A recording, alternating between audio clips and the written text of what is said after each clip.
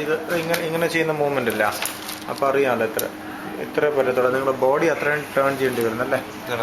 ആ, ഇതിനപ്പുറം ഇല്ലല്ലോ. വലത് കൈയാണെങ്കിലും അത് സുഖമായിട്ട് പോകുന്നുണ്ട്. അപ്പൊ റിസ്റ്റ് ലെവലില് യോഗ ചെയ്തോണ്ടിരുന്ന അത് ശരിയാ, റിസ്റ്റ് ലെവലിൽ ഇത് ഒതുങ്ങി അല്ലേ? പിടിച്ച നല്ല പെയിനാ. അതെ തന്നെ, അതെ തന്നെ. നമ്മൾ മാക്സിമം പെയിൻ എടുക്കാൻ നോക്കുന്നുണ്ട്. മുറിഞ്ഞിട്ട് എത്ര നാളാ ഇത്? ജൂൺ 30 അല്ലേ?